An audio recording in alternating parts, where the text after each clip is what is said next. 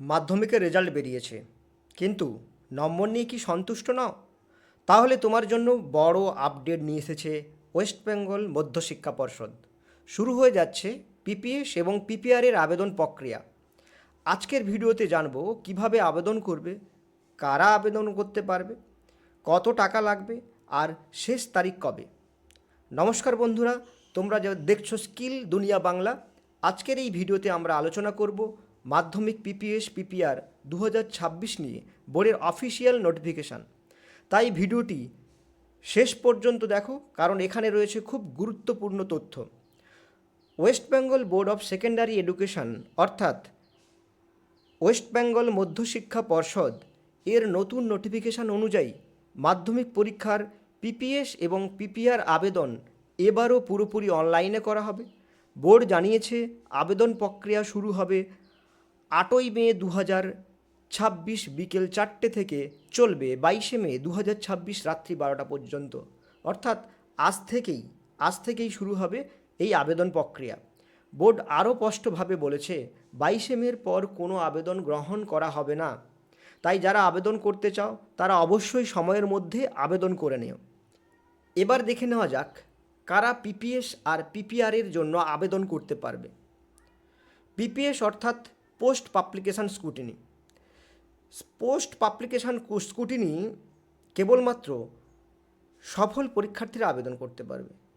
এর মাধ্যমে মূলত নম্বর পুনরায় টোটালিং এবং স্ক্রুটিনি করা হবে, অর্থাৎ নাম্বারগুলো টোটাল ঠিকঠাক করা হয়েছে কিনা সেই টোটাল নাম্বারটা করা হবে, এবং উত্তরপত্রের সঙ্গে মার্কশিটের নাম্বারটা ঠিক বসানো হয়েছে কিনা সেই স্ক্রুটিনি করা হবে। পিপিআর অর্থাৎ পোস্ট পাবলিকেশান রিভিউর জন্য আবেদন করতে পারে অসফল পরীক্ষার্থীরা। তাহলে পিপিএস যারা পরীক্ষায় পাশ করেছে তারা আবেদন করতে পারবে, প্রতি সাবজেক্টে পাস করেছে তারা আবেদন করতে পারবে। পিপিআর কারা আবেদন করতে পারবে? যদি কোনো সাবজেক্টে অসফল হয় তারা পিপিআর আবেদন করতে পারবে। এক্ষেত্রে উত্তরপত্র পুনরায় মূল্যায়ন করা হবে। পিপিআরের ক্ষেত্রে কী হবে? উত্তরপত্রটা আবার পুনরায় দেখা হবে। এখন কথা বলি ফি নিয়ে। পিপিএসের জন্য প্রতি বিষয়ে ফিস লাগবে 80 টাকা, পিপিআরের জন্য প্রতি বিষয়ে ফিস লাগবে 100 টাকা। এছাড়াও স্কুল অতিরিক্ত 5 টাকা সার্ভিস চার্জ নিতে পারে, এটা নাও নিতে পারে। তো নোটিফিকেশান অনুযায়ী বলছে স্কুল সার্ভিস চার্জ হিসাবে 5 টাকা নিতে পারে।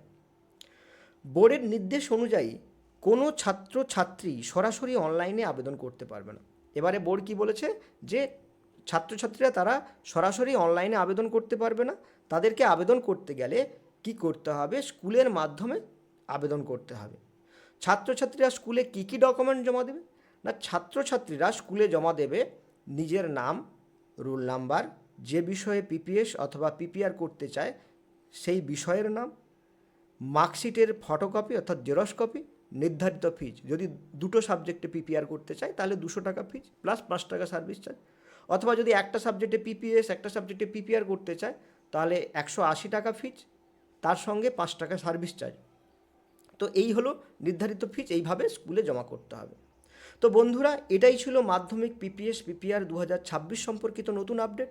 যদি ভিডিওটি তোমাদের কাজে লাগে তাহলে অবশ্যই একটা লাইক করো, বন্ধুদের সাথে শেয়ার করো, আর আমাদের চ্যানেলটিকে সাবস্ক্রাইব করো, এবং আমাদের ফেসবুক পেজ থেকে যারা দেখছো পেজটিকে ফলো করে দাও, যাতে পরবর্তীতে তোমরা এই ধরনের ভিডিও পেতে পারো।